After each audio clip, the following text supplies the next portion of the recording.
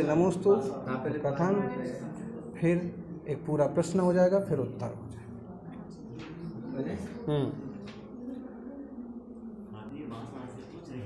हार्दिक जैन बांसवाड़ा। नमोस्तु। शंका: जैन धर्म और हिंदू धर्म में बहुत सी समानता है। बहुत सी बार लोग ये भी बोलते हैं कि जैन धर्म हिंदू धर्म से ही निकली है, और हम बहुत बार कोशिश भी करते हैं उन्हें बताने की ऐसा नहीं है, लेकिन हम उन्हें इतने अच्छे से समझा नहीं पाते हैं। तो गुरुदेव, हमें उन्हें कौन से समझाएं कि जैन धर्म अपने आप में एक अलग धर्म है। आप विस्तार से बताएं, और ये भी बताएं कि जैन धर्म और हिंदू धर्म में कौन सा धर्म पहले आया। समाधान करें। नमोस्तु। देखिए, जैन शासन, जैन धर्म, श्रमण शासन, श्रमण धर्म, श्रमण संस्कृति बहुत प्राचीन है। कुछ ऐसे उतार चढ़ाव हुए, ऐसी स्थितियां बनी कि आज ऐसे लगता है कि जैसे जैन धर्म किसी की शाखा है, ऐसा लोग बोलते हैं। वास्तव में जैन धर्म वस्तुनिष्ठ विज्ञान वाला धर्म है। जो प्राकृतिक व्यवस्था है, जो छह द्रव्य संबंधी व्यवस्था है, जो लोक संबंधी श्रेष्ठतम प्राकृतिक व्यवस्था है, उसका कथन करने वाला और उसको लेके चलने वाला जैन धर्म है। इसमें बनावट नहीं है, ये प्राकृतिक है। सबसे पहले तीर्थंकर ऋषभदेव हुए जिनने धर्म को परिभाषित किया, और वो बाद में अपने विभिन्न क्रियाकलापों के कारण से लोक में अनेक देवताओं के रूप में प्रतिष्ठित हो गए। ब्रह्म को जानने वाले थे वो, इसलिए ब्रह्मा के रूप में पूजे जाने लगे। जीवों की रक्षा करने वाले थे, ज्ञानी थे, इसलिए विष्णु कहलाए। लोगों को सम का रास्ता बताया, सुख का, शांति का, इसलिए शंकर कहलाए। खाने पीने की व्यवस्थाएं उन्होंने अपनी राज्य की दशा में सिखाई, तो और प्रजापति कहलाए, विश्वकर्मा कहलाए। ढेर सारे नाम हैं उनकी, ढेर सारी व्याख्याएं हैं, और सभी आदिनाथ से संबंधित हैं। मतलब श्रमण संस्कृति अत्यंत प्राचीन है। भारत में जो प्राचीन शब्द आते हैं, ब्रात्य, द्राविण, नाग, ये सभी जैन जातियां, जैन लोग हैं। और दूसरी तरह की मान्यता बाद में आई है। सच्चाई ये है, लेकिन अब इतनी सच्चाई को इतनी कठोरता के साथ कहना भी मुश्किल हो रहा। सच्चाई ये है कि मूलवासी इस देश के केवल श्रमण संस्कृति को मानने वाले हैं, श्रमण। फिर बाद में कुछ ऐसे मिलते हैं व्रत कि यज्ञ करने वाले लोगों का बाहर से आगमन हुआ, जिनकी मूल पूजा पद्धति यज्ञ की रही। बाद में श्रमणों से प्रभावित होकर के श्रमणों की तरह मूर्ति पूजा भी उनने चालू की, मंदिर भी उनके बने, और वैदिक संस्कृति कहलाई। तो प्राचीनतम है श्रमण संस्कृति, बाद में वैदिक संस्कृति।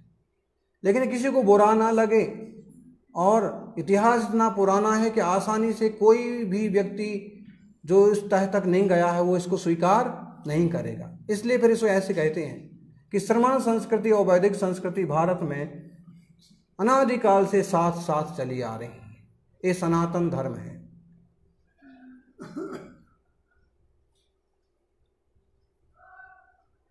वास्तव में सनातन जिन धर्म है, और टनाटन जिन धर्म है, हर हाल में खड़ा है। लेकिन प्रभुत्व हो गया जिनका, वे ऐसा व्याख्यान करने लगे कि श्रमण संस्कृति, जैन संस्कृति और बुद्ध संस्कृति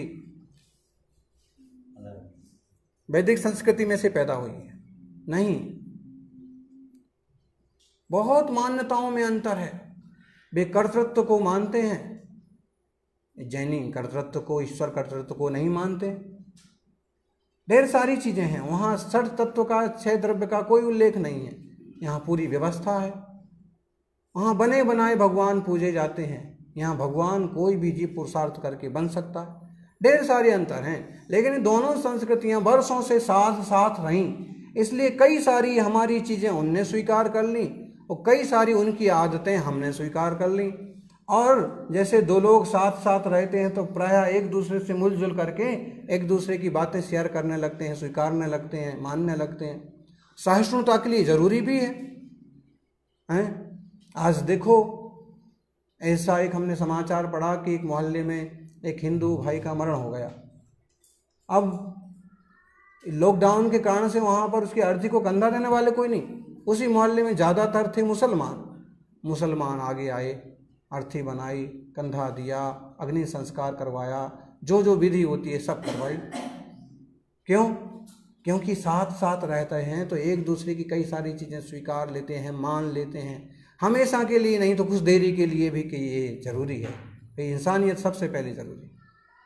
तो इसलिए कई बातें हमारी वहाँ चली गई, उनकी यहाँ आ गई, इसलिए ऐसे लगता है कि दोनों एक ही हैं, या कोई लोग कहते हैं कि उसमें से पैदा हुए हैं। ऐसा नहीं है।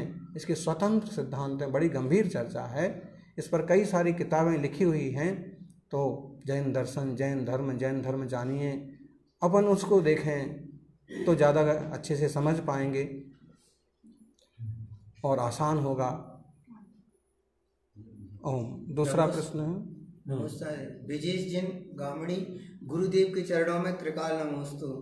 गुरुदेव, हम महामारी वायरस के और हमारे पाप कर्म की वजह से आज जिनेंद्र भगवान और गुरु भगवान के दर्शन से दूर हो गए। गुरुदेव, मेरी शंका यह है कि चतुर्मास के लिए श्री समाज किस प्रकार आपके चरणों में श्रीफल अर्पित करे, ताकि प्रशासन द्वारा बनाए गए नियमों को पालन करते हुए हम श्रावक हमारी धार्मिक क्रियाएं बरकरार रखते हुए आगे की तैयारी कर सके। श्री समाज को मार्गदर्शन करें। जहाँ जहाँ जो जो साधु संघ विराजमान हैं, पहले तो उन्हें वहीं व्यवस्थित रूप से स्थिर करने की कोशिश करें।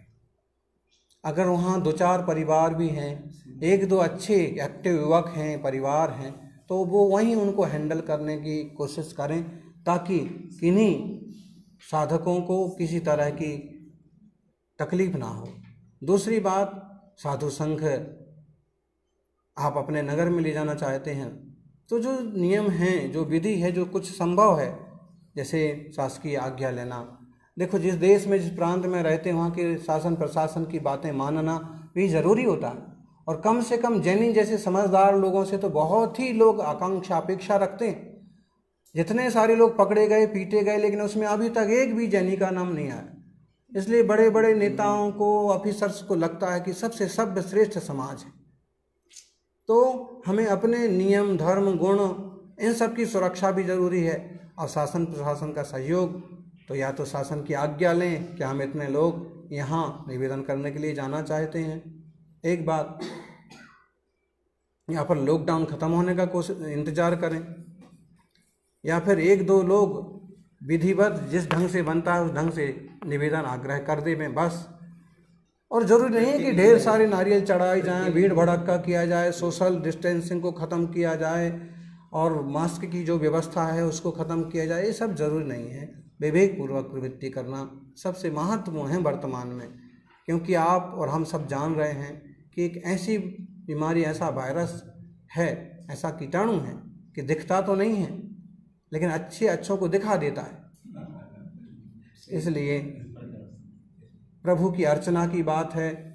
आप सब भाग्यशाली हैं कि इस युग में, इस कलयुग में, जहाँ कोरोना जैसा खतरनाक वायरस है, तो वहीं मोबाइल, इंटरनेट जैसी बढ़िया से बढ़िया सुविधा है कि आप तीर्थ के किसी भी क्षेत्र के जिनालय को अपने सम्मुख ला करके और दर्शन कर सकते हैं। इस तरह से देवगुरु भक्ति का लाभ लें। और हर्षचंद मुगाना, आचार्य के चरणों में बारंबार नमोस्तु। आचार्य, मेरा प्रश्न है कि अगर कोई हमारे जैन तीर्थों पर या हमारे मंदिरों पर कोई दूसरे धर्म के लोग वहाँ पर अतिक्रमण कर कब्जा कर अपने मंदिरों का निर्माण करें, तो क्या हम उन मंदिरों को हटाकर फिर से हमारे धर्म के मंदिर या तीर्थों का निर्माण कर सकते हैं? बिल्कुल कर सकते हैं, लेकिन ये बहुत कम संभव है। हम लोग या तो इतने सभ्य हैं कि ज़्यादा उलझते नहीं हैं, या फिर कुछ डरते हैं कि कौन सिर फोड़े, या फिर ये इस टाइप के लोग हैं कि समाज में क्यों दरार पड़े, या फिर ये सोच लेते हैं कि रहना तो सबको इसी गांव में है इसलिए ठीक है। नहीं तो हम देखें कि शुरू से हमेशा से दिगंबर जैन मंदिरों पर ही हमेशा कब्जे होते आए, तीर्थों पर अतिक्रमण होते आए हैं। कहीं से भी कहीं तक उठा के देख लो, जगन्नाथपुरी की बात हो कि तिरुपति बालाजी की बात हो, पंढरपुर के नेमिनाथ की बात हो कि महालक्ष्मी मंदिर की बात हो, मीनाक्षी मंदिर की बात हो, ढेर सारे मंदिर किसी तरह का दबाव, किसी तरह का विद्रोह, किसी तरह का राजा को जीत करके, राजा को कंट्रोल करके। और तमिलनाडु में ये हुआ कि आज भी सैकड़ों मंदिर हैं, लेकिन जैनों श्रावकों को ही खत्म कर दिया था, मुनियों को खत्म कर दिया। ऐसा भयंकर उत्पात होता रहा। वर्तमान में भी हम देख रहे हैं कि जरा सा भी स्थान मिलता है लोग कब्जा करते हैं। गिरनार जी का तमाशा भी चल ही रहा है, जबकि वहाँ चरण हैं, बीतरा की मुद्रा मुनिराज प्रभु नेमिनाथ की खुदी हुई है। तो ऐसे है कि या तो हमारी शक्ति भी वर्तमान में कम हो गई और उलझना में जैसे कोई सारांश नहीं दिखता। जो भी है, गिरनार के संबंध में हमारी वहाँ के मुख्यमंत्री विजय रूपाणी से भी चर्चा हुई थी, तब भी उन्होंने ही कहा था, मोदी तो खुले ही बोलता है कि वोटिंग कितनी है तुम्हारी। ठीक, फिर हमारी वहाँ के पंडों से, जो वहाँ के लीडर्स हैं, उनसे बात हुई, वो भी कहे तुम्हारे लोग कितने आते दर्शन को। तो कुछ संख्या भी इतनी कम कैसे रह गई, इसके भी ढेर सारे कारण हैं कि ख़त्म किस ढंग से किया गया, किस ढंग से लूटा गया, किस ढंग से राजा को बस में करके पूरी जनता को बदला गया। अकेला मुसलमानों ने ही आतंक नहीं किया, मुसलमानों ने तो देश पर किया है, देश में बहुसंख्यक सब लोगों पर किया है, लेकिन जिन धर्म में, जिन शासन के प्रति हमेशा से ही पता नहीं कौन सा हंडाव सर्पणी काल या कौन सा शुरू से ही लगभग महावीर स्वामी के पहले से कहो या थोड़े बाद से कहो, फिर अमुक आए, फिर बुद्ध आए, फिर तमुक आए, फिर अरबी आए। बुद्ध ने भी ज़बरदस्त नुकसान पहुंचाया, शैवों ने भी ज़बरदस्त नुकसान पहुंचाया, अंग्रेजों ने यूँ संस्कृतियों को नुकसान नहीं पहुंचाया है, प्राय करके उनने सोना चांदी धन लूटा और पहुंचाया है, तो उनने भी पहुंचाया, लेकिन अभी भी चालू है, हैं? दूर क्या जाना, कहीं भी देख लो आप अपने आसपास। हम यहीं के उदाहरण देवें, 2-3 नाम लेवें।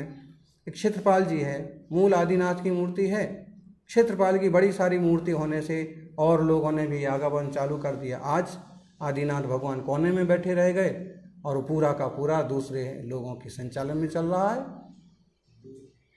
आसपास बड़ी बड़ी समाज है, कोई बस ही नहीं चल रहा है।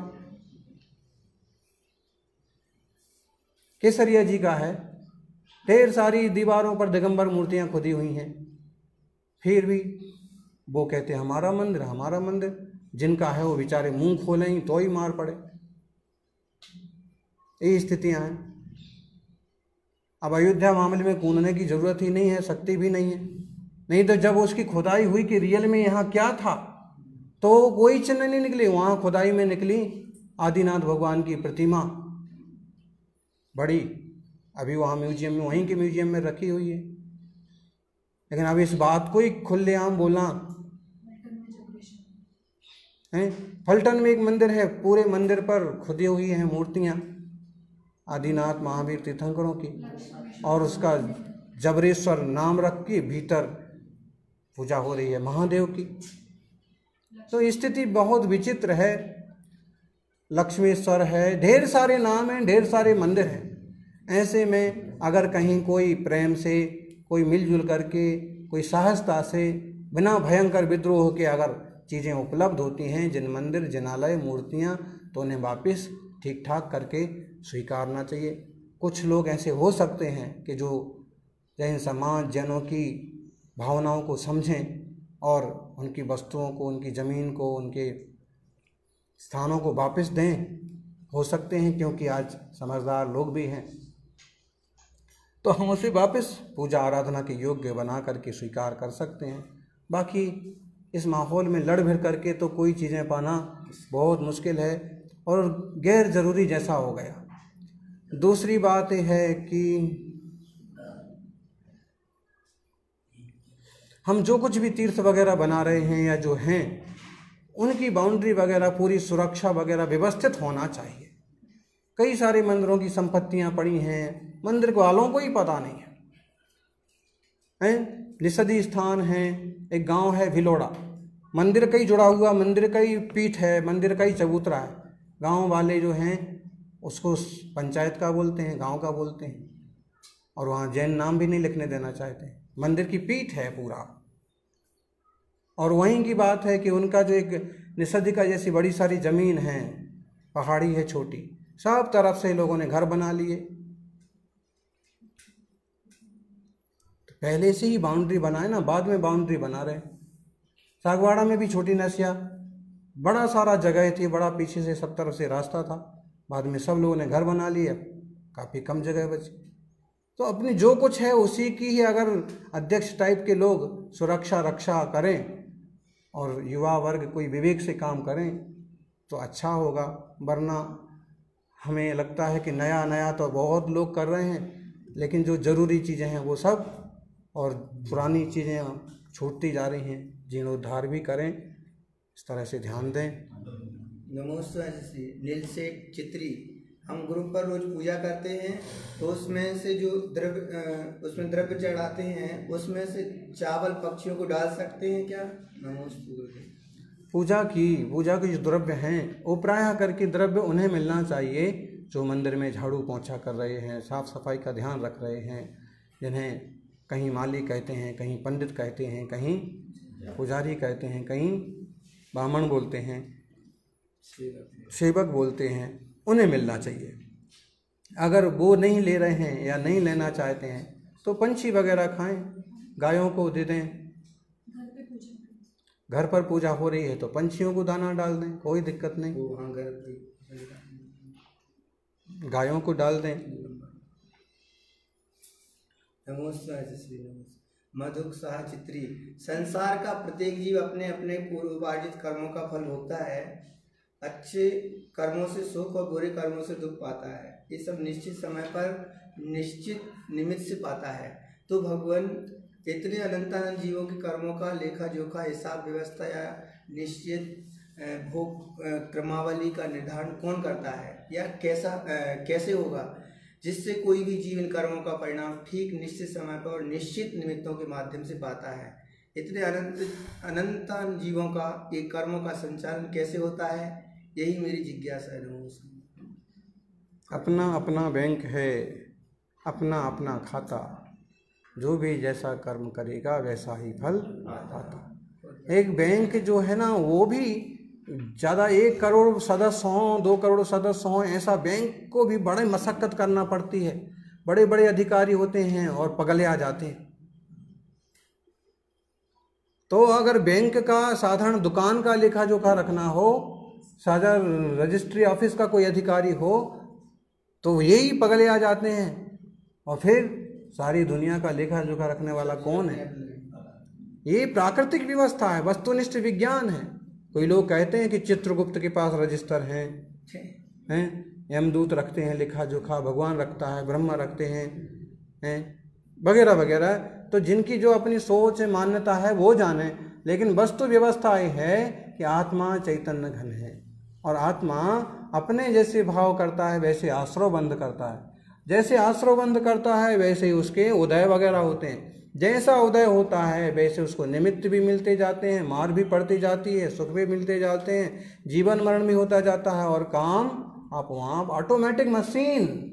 आज तो और समझाने की ज़रूरत भी नहीं है। ढेर सारी ऑटोमेटिक मशीन आ गई और ढेर सारे ऑटोमेटिक प्लांट। एक जगह रख दो, एक जगह डाल दो, एक स्विच चालू कर दो और सब बंद करके ही वापस बाहर निकलता, पैक हो करके।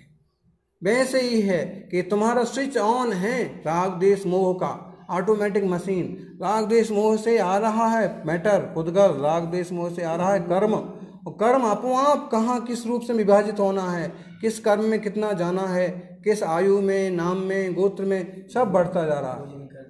भोजन अपन करते हैं, और भोजन कौन सा लघु संका बनना है, कौन सा दीर्घ संका बनना है, किससे थूक बनना है, किससे खून बनना है, किससे पित्त बनना है, कफ बनना है, क्या क्या वो सब डिवाइडेड होता जाता है, बढ़ता जाता है, आपो आप काम चलता है। कौन कर रहा है इसमें? है कोई नहीं कर रहा है, आपो आप हो रहा है। ये तो अच्छा है कि लोगों का दस्त रुक जाता है, वो इतनी समझ रखते हैं कि भगवान को दोष नहीं देते। नहीं तो इसमें भी कह सकते हे भगवान 2 दिन से तूने मेरा रोक रखा, कहाँ गया, गड़बड़ हो जाएगा सब हैं।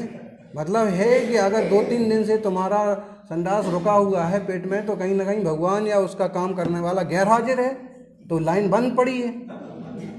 तो इस टाइप की समस्याएं पैदा हो जाएंगी, ढेर सारे दोष आएंगे।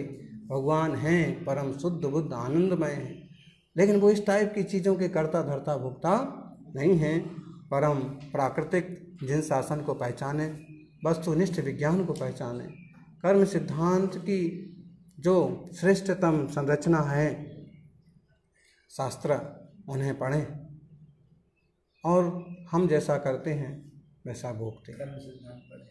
अपना अपना बैंक है और अपना अपना खाता है, और जो भी जैसा कर्म करता है वैसा ही फल पाता है। कितने प्रश्न बाकी? नमोस्तुते श्री विपिन सेठ चित्री बोल रहे हैं। मेरी शंका यह है कि विनय पाठ की पंक्ति है भी ठाणा हो के प्रथम पढ़े 2 बार जो पाठ यह खड़े होकर बोलनी पड़ती है, लेकिन अज्ञानता से हम कई बार बैठ के बोलते हैं, तो इससे अभिनय होता है। और दूसरा है गुरुदेव, अरे देखो ऐसा है कि ये जो कविता है, यह विधि ठाणा होए के प्रथम पढ़े जो पाठ, ये कविता उन लोगों ने लिखी है जो खड़े होके ही पूजा करने की भावना वाले लोग थे। ऐसे तरह तरह के पंथ हैं कि वे कहते हैं खड़े ही होके पूजा करना तो ही तुम्हारा पंथ सही है। कुछ लोग कहते हैं बैठ के ही पूजा करोगे तो ही सही पूजा होगी।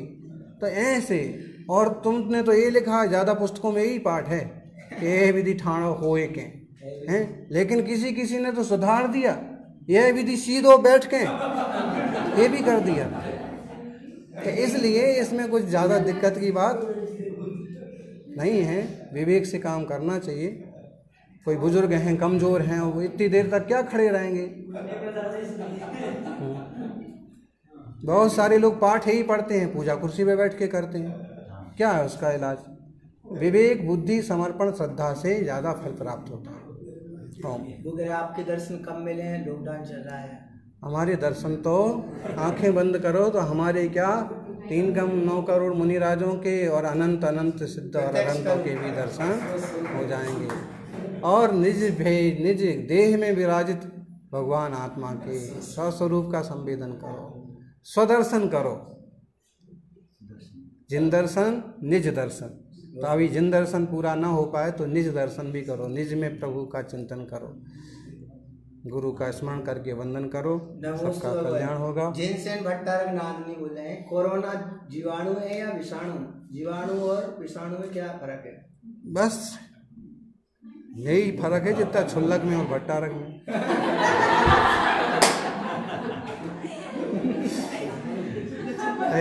लेकिन ये निश्चित नहीं हो पा रहा है कि जड़ है कि चेतन है, फिर जीवाणु है कि विषाणु है, लेकिन जो भी है नुकसानदायक है। अपनी सुरक्षा रखें और जिन धर्म की आराधना करें। नमोस्तुते जैसे बीतराग जी कुशलगढ़ से बोल रहे हैं, समुद्घात क्या होता है? समुद्घात का विषय विस्तृत है, उसका मतलब होता है फैलना, आत्मा प्रदेशों का बाहर जाना। उसको बाद में देखेंगे। जिनके भी प्रश्न हैं वे व्यवस्थित रूप से भेजें, तो इस टाइप से शंकाओं का समाधान भी हो सकता है। लेकिन शंकाएं इस ढंग की होना चाहिए जो कोई शिक्षाप्रद हों, कोई लाभदायक हों और विवादास्पद ना हों, खोटे शब्द ना हों, ओछी भावनाएं ना हों, किसी का दिल ना दुखे और अपना ज्ञान बढ़े। इस प्रकार से आज का विषय यहाँ पूरा होता है। जय बोलिए शांतिनाथ भगवान की।